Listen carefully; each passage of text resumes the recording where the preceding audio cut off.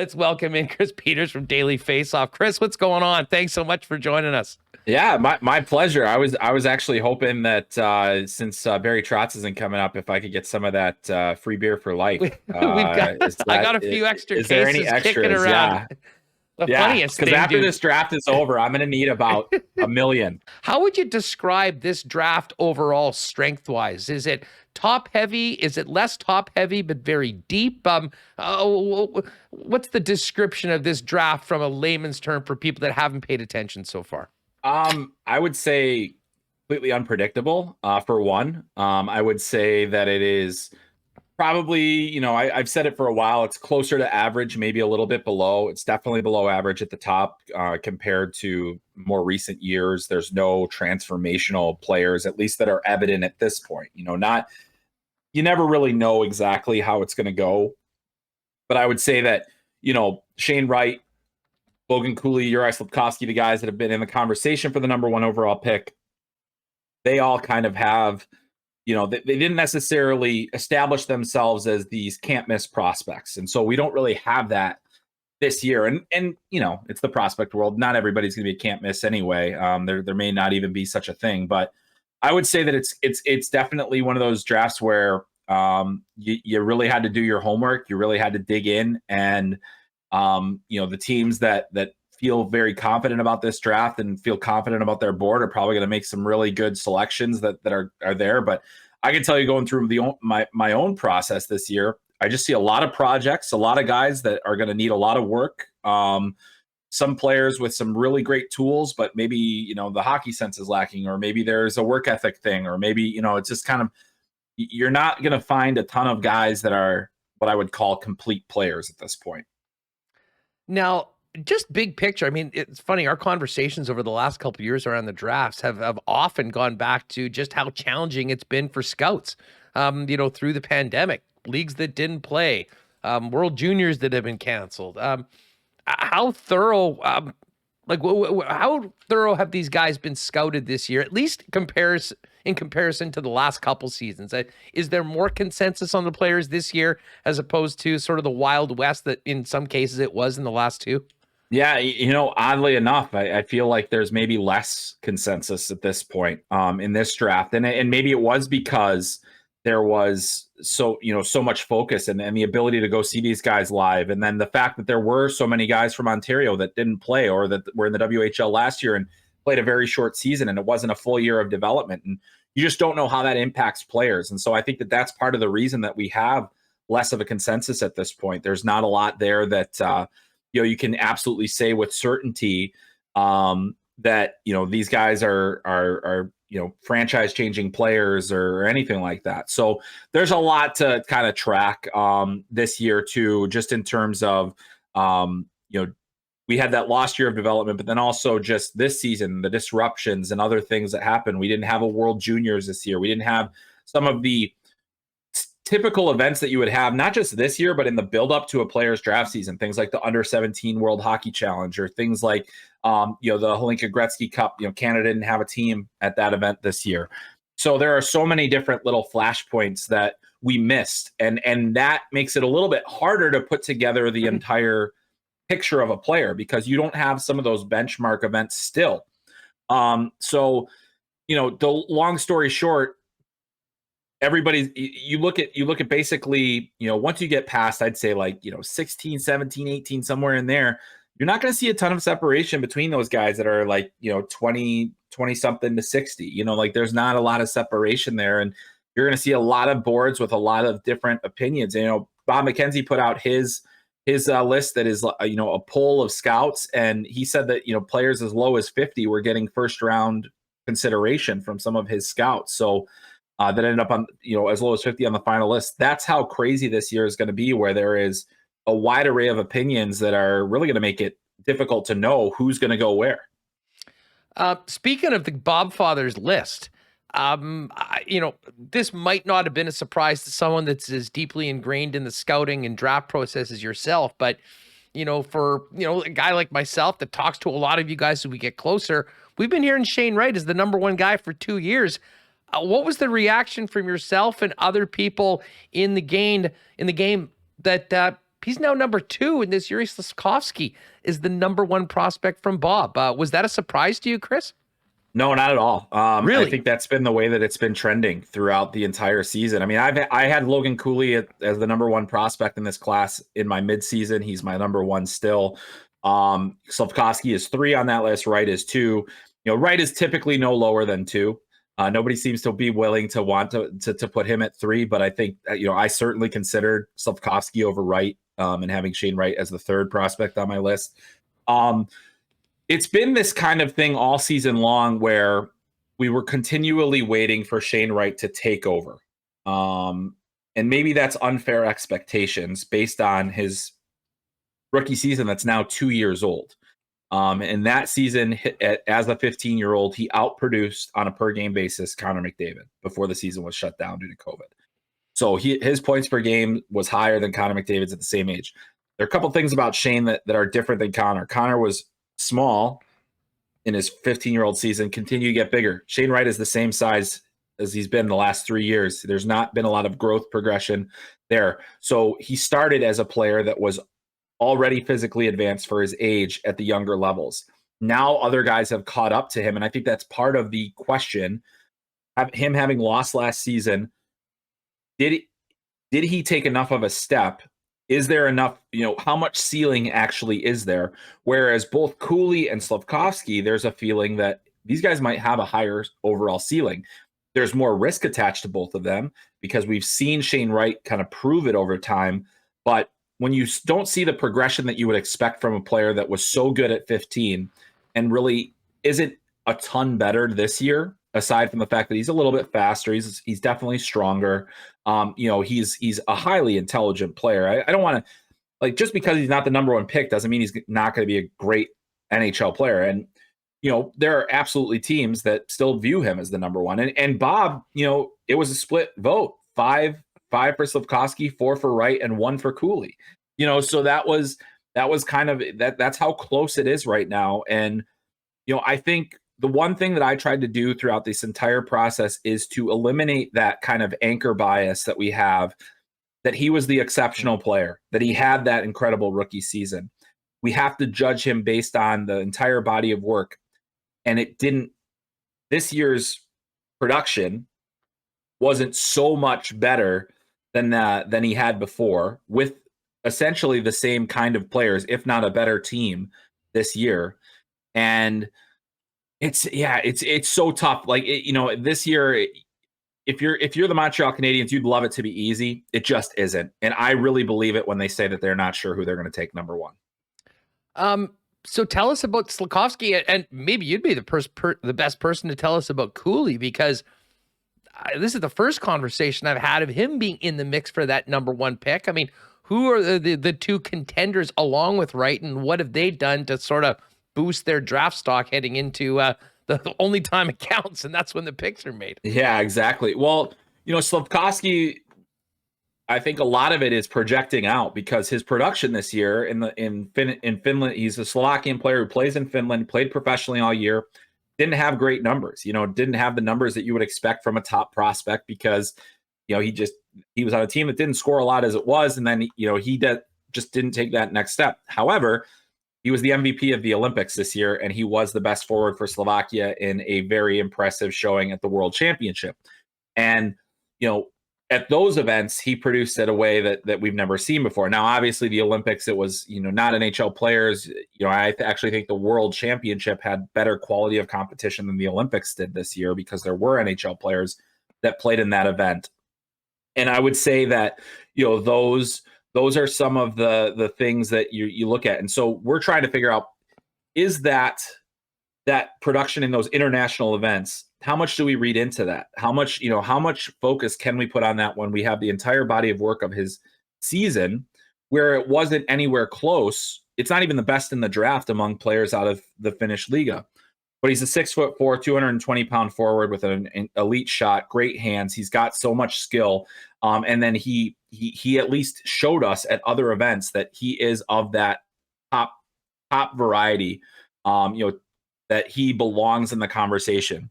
As far as Logan Cooley is concerned, He was at the national team development program. He was named the best forward at the World Under-18 Championship, which actually he was okay there. He wasn't amazing there. He didn't have the great numbers that you would expect from a guy like that. But the reason he's been on the top of my board since the midseason is because I think he has the highest ceiling of those three players. I think he has the best potential to become the superstar of those three players. It's because he's the fastest of the three. I think his hockey sense is right up there with Shane Wright. So I would say Shane Wright. I give him a slight edge there. He is the most dynamic player in this draft. He makes plays at speed. He does a lot off the rush. You watch Colorado and you say, how do they win? Well, they win with speed. They win with tenacity. They win with all those things. This is what Logan Cooley is. He is that high octane player with high end skill. Now, sometimes he tries to do a little too much, but I think he's a really good playmaker. I think he's got a chance to be a good shot pass threat at the NHL level. He's undersized for a center. He's 5'10", trending towards 5'11". There aren't a ton of 5'10" centers in the NHL. I still think that his skill set, he's not the Jack Hughes variety because Hughes was off the charts in terms of his production, all those different things. But I do think that Cooley is trending in a very positive direction. He's headed to the University of Minnesota next year. He'll probably be their top center right away.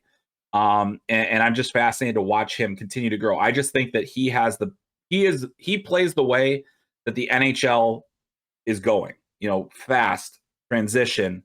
It's still important to be competitive. He's very competitive, and I think he's got good two-way abilities. Sometimes underrated there. So that's why he's been the guy for me. That's why I changed it at midseason. I felt the entire way when I asked myself as I go and put my last ranking together, did anything change from the midseason?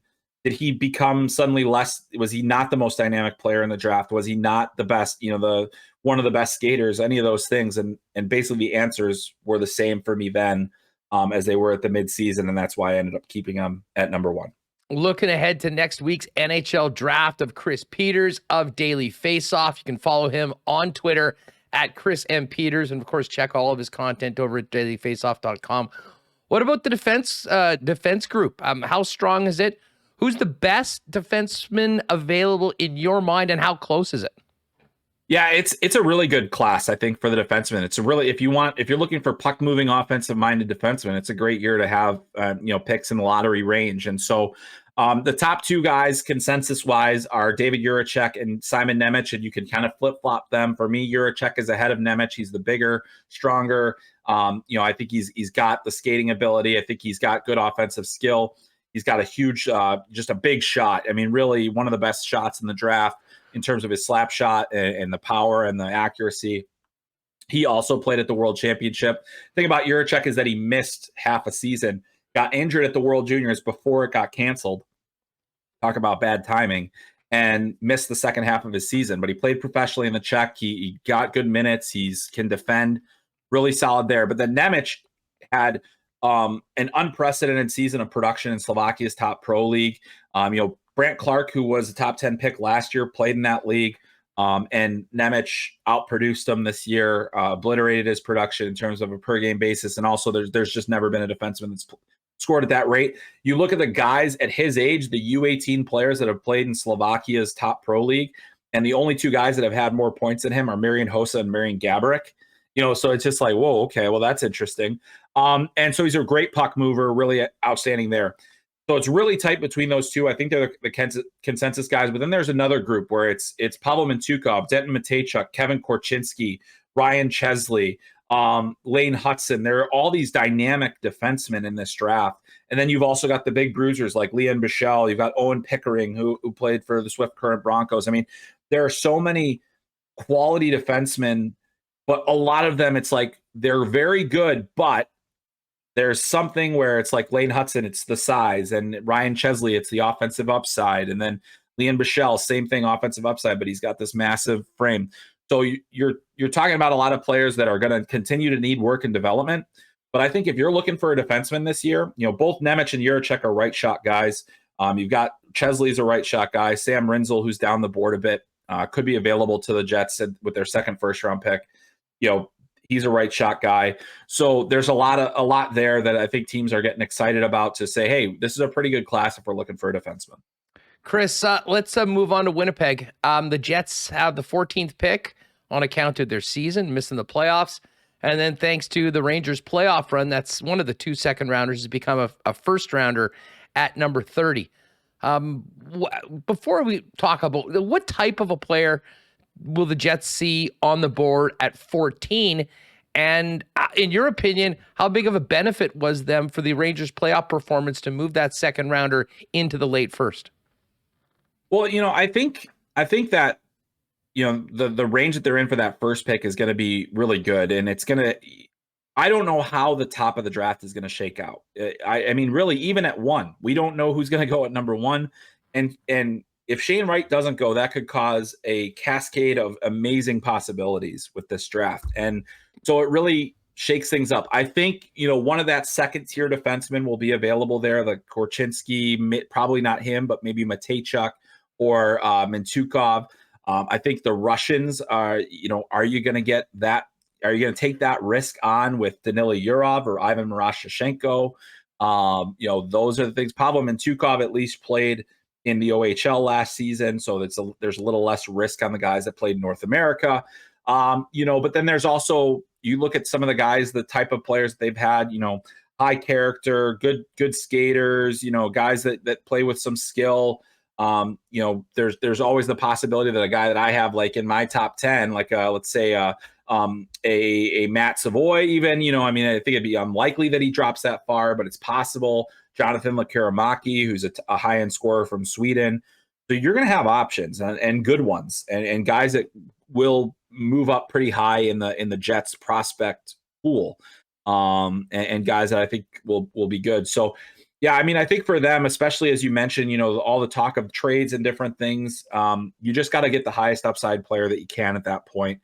You got to go, and that's really what the Jets tend to do. They don't tend to stray too far from their identity. There's, it's going to be a high character, good speed, good skill kind of player, and that's, they're going to find somebody like that in the range that they're at. And then as for that last pick, possibilities are endless. I think the draft really thins out at that point.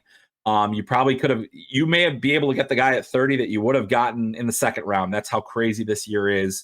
In terms of the opinions on these players. So if there's a guy they like a lot that they thought would, they maybe would have to wait to the second round, they won't wait. They'll get that guy with that second first round pick. They'll make sure that they get their guy there. I've got to ask you about the ice guys. I believe 4th and 5th in the central scouting rankings was Matt Savoie and Connor Geekie. You mentioned Savoie potentially being available at 14, but unlikely. What's the draft prognosis for both Savoie and Geekie? And if you had to guess, what sort of a range do you think they come off the board? Right. Well, I think, there's always the chance that Geekie goes ahead of Savoie. He's the bigger guy. That's the crazy thing about it. He's the bigger guy.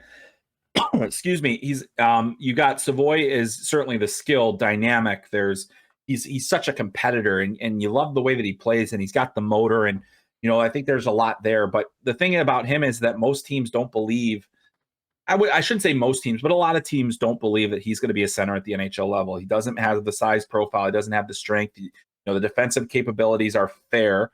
So it's not necessarily that hurts his draft stock. If the team doesn't believe he can be a center, centers are more valuable than wings, no question. A lot of teams believe Connor Geekie is going to be a really good center, and a good two-way guy with size who can play down the middle of your lineup. Problem with him is not a great skater. And that is really where you say, okay, well, in the modern NHL, can he get by with that? I think he has the hockey sense. He's around the puck so much that, I don't think it's going to be a huge difference. I think he thinks the game at a super high level. But in terms of the range for those two guys, I could see that. I really think Savoie is going to end up going in that 10 to 15 range. And I think Geekie will be right there too with the potential. He has the potential to be one of those guys that jumps up, I think, quite a few spots and goes higher than he's ranked on a lot of the public lists. Because I know there are a lot of NHL teams that really like him. There were people talking about him as a potential guy later on in the process as being a top 5 pick in this draft. It's all possible there. You just don't know. But I think both of those guys are going to hear their names called really early, and it'll be a great day for the Winnipeg Ice. Chris Peters with us from Daily Faceoff, getting ready for next week's NHL Draft. First round goes on Thursday night. Rest of the picks on the Friday. Last one for you, Chris. Is there, this is in your opinion, because it does seem like there's some very varied opinions from so many people. Give us a sleeper or two, a guy that you're particularly high on that you think maybe might or should be picked higher than the consensus has them at right now. Yeah, well, the interesting thing is the public consensus and the scout consensus can be very different sometimes. And I think that the scout consensus is much lower on Lane Hutson, who's been a player I've been singing his praises all year. He's my favorite player in the draft. He's a 5'8" defenseman, but he's highly competitive. He's probably the most dynamic defenseman in the draft. I have him in the 20s on my board, and I said I think I'm even being a little cowardly putting him there just because of the size factor. But I think there's a chance that he slips into that second round.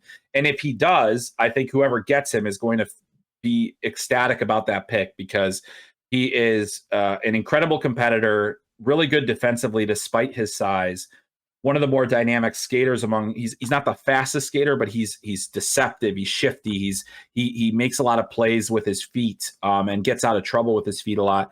That's a guy that I'd say, if you've got that late first round pick, if you've got that early second round pick, and that's the guy you come out with, you might end up getting a guy that has star potential.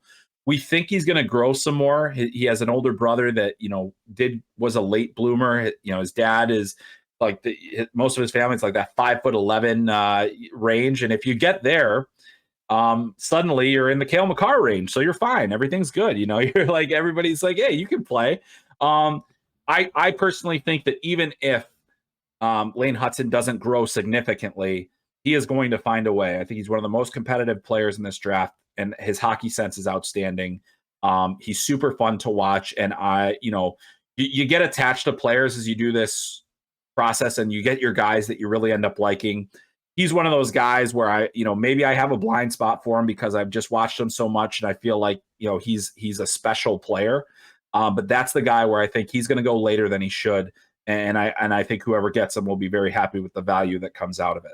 Chris, great stuff. Thanks so much for doing this. Fill people in on all the content you and Frank and the gang have at DFO coming up over the course of the next week, heading into round one.